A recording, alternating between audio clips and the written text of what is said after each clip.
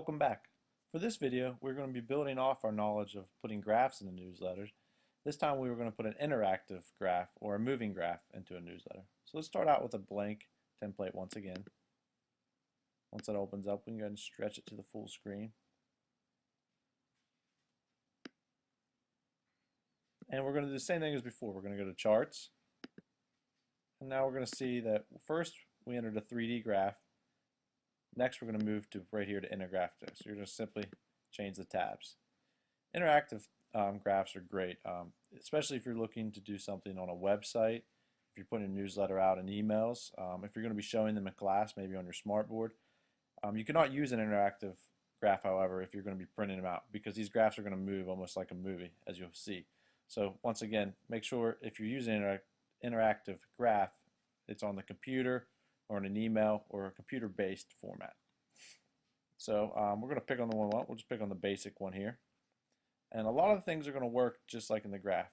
So we're going to set it up just like we did last time. So we can go right here to edit data. Let's start again with period 1 and period 2. And we can show the same things as we did last time. We can do test 1, test 2, and test 3. And let's say maybe something happened to where you only have 3 tests this time, but see there's 4 columns. You can just click on the column, hit delete, and if you just delete everything in there, it'll delete that test off there. So let's go ahead and just put some scores in there too that make it look realistic.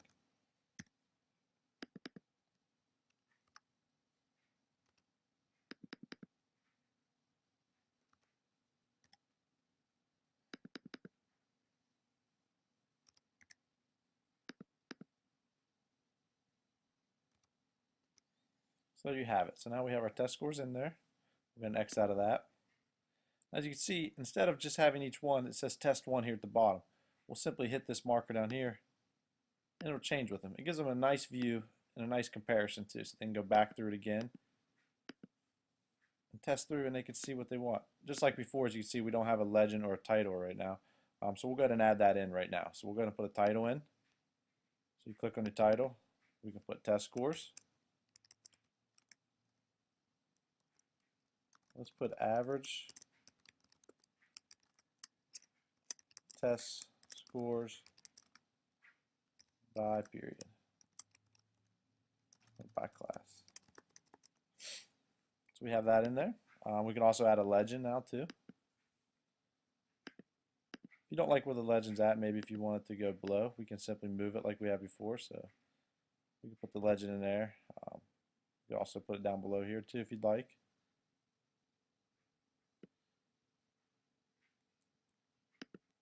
Click back on our graph and go back to chart here. We can also add a border too if you want. Give it a nice square effect too. Now you see it squares it up.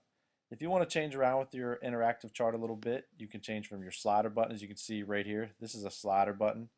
You can change it just to a button only. So now they know exactly what page they're on, and they can go from there. So they can see test 1 now.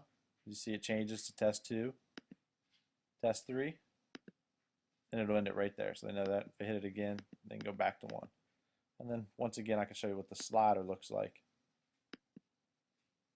So right there, you can put that. It slides it through. Or they could also control with the bubble. You could also choose if you want it to be above or below. And there you have it. You have a nice interactive graph to show on your computer if you're demonstrating something to your class or using an email-based web layer.